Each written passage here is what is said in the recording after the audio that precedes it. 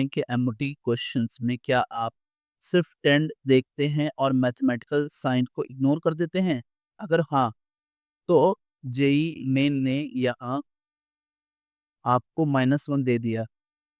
बच्चों ने देखा कि अनपढ़ इलेक्ट्रॉन कम हो रहे हैं 2, 1, 0 और स्टेटमेंट 2 को ट्रू मान लिया।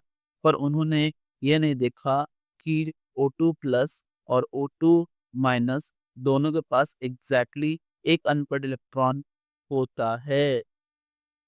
आइए इस इनइक्वालिटी इल्यूजन को रिपोर्ट करते हैं।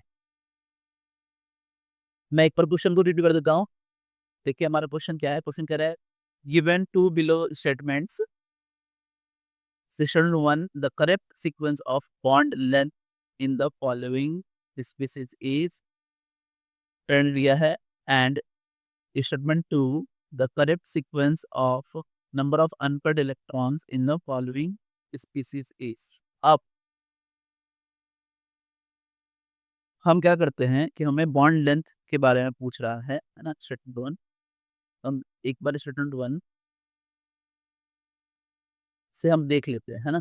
सो बॉन्ड लेंथ के बारे में इंक्वायर कर रहा है, तो हम जानते हैं कि जो बॉन्ड ऑर्डर होता है वो बॉन्ड ऑर्डर होता है बॉन्डिंग इलेक्ट्रॉन्स,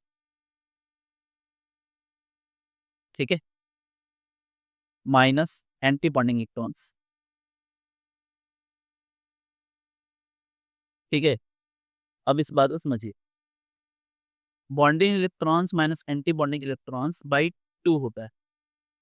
अब हम ये बात जानते हैं कि जो न्यूट्रल O2 मॉलिक्यूल है उसमें HOMO highest occupied molecular orbital जो है वो है pi anti bonding 2px is equals to pi anti bonding 2py 1 and 1, ठीक है। अब यहाँ पर हमारे जो बॉन्ड ऑर्डर हैं वो 2 होते हैं, ठीक है।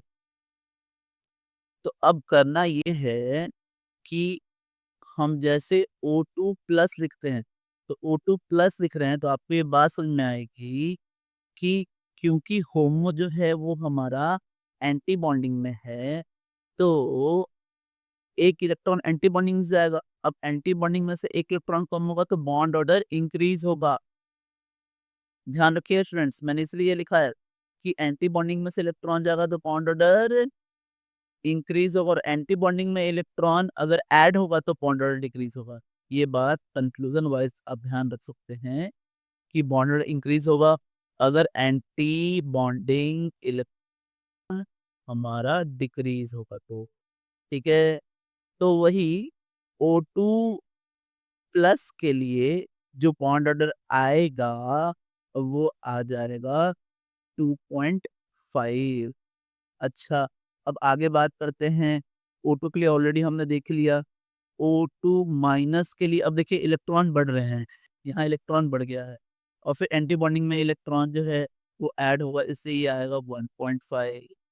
फिर हम बात करें कि O2 2 माइनस के लिए क्या होगा, तो फिर यहाँ पे फिर से एक पेयर ऑफ इलेक्ट्रॉन बढ़ गया है, तो ये हो जाएगा हमारा बॉन्ड ऑर्डर 1, ठीक है। अब समझिए कि जो हमारा बॉन्ड ऑर्डर होता है वो इन्वर्सली प्रोपोर्शनल होता है बॉन्ड लेंथ के, ठीक है। तो जो बॉन्ड ऑर्डर का सीक्वेंस है वो है O2 प्लस सबसे ज्यादा, फिर O2, फिर O2 माइनस, फिर O2 2 minus, and bond length इसका जस्ट उल्टा हो जाएगा। दैट इज O2 प्लस सबसे छोटा, then O2, then O2 minus और फिर सबसे बड़ा O2 2 माइनस, ठीक है ना। ये रहा हमारा। तो कंक्लूजन क्या है, तो इससे हम ये समझना है कि स्टेटमेंट 1 जो है वो करेक्ट है, सही बात है स्टेटमेंट, ठीक है ना। अब बात करते हैं स्टेटमेंट 2। देखिए स्टेटमेंट 2 जो है ना वो हमसे पूछ रहा है इवैल्यूएशन ऑफ लोन पेयर्स है ना, ठीक है, अनपेड इलेक्ट्रॉन, ठीक है, लोन पेयर से unpaid electrons, unpaid, unpaired electrons है ना, लोन पेयर में भी अनपेड के बारे में पूछ रहा है, अनपेड इलेक्ट्रॉन्स के बारे में पूछ रहा है। अब ये जो स्टेटमेंट है ना, इसमें एक क्लासिक ट्रैप है जो स्टूडेंट्स के एक्चुअली ऑर्बिटल डायग्राम बनाने की टेंडेंसी को जानने की कोशिश करता है, ठीक है। अब देखिए समझिए इस बात को, मैं पहले भी ये बात डिस्कस कर चुका हूँ, है ना। तो जैसे O2 है, तो O2 में मैंने आपको ऑलरेडी बताया कि जो होमो है, वो होमो क्या है हमारा, पाई एंटी बॉन्डिंग टू PX1 और पाई एंटी बॉन्डिंग टू PY1। यहाँ दो अनपेड तो अपने को दिख रहे हैं, दो इलेक्ट्रॉन्स अनपेड है यहाँ पर, है ना। तो यहाँ अनपेयर्ड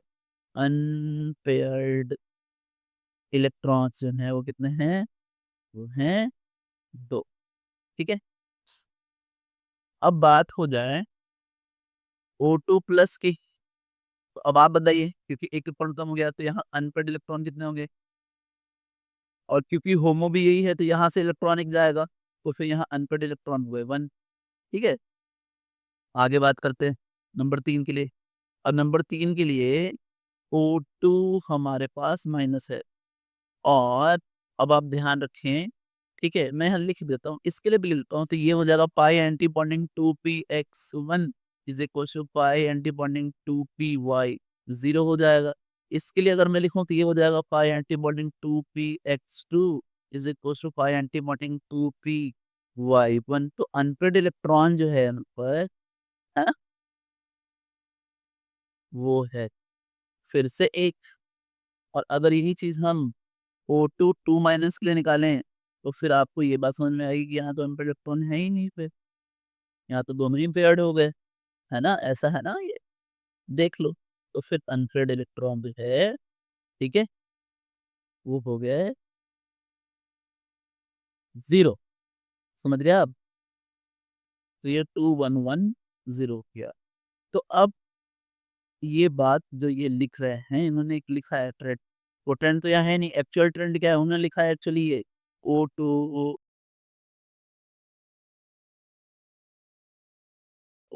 माइनस, ये तो गलत है।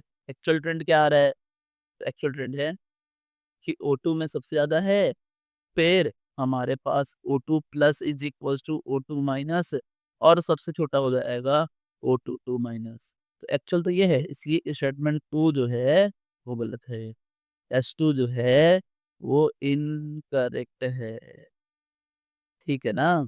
तो यानी हमारे आंसर क्या हुए, S1 सही और S2 गलत। तो चेक करिए, हमारा आंसर है सी, तो फाइनल आंसर है सी, है ना, फाइनल आंसर है C, final answer is C. Thanks, subscribe करो।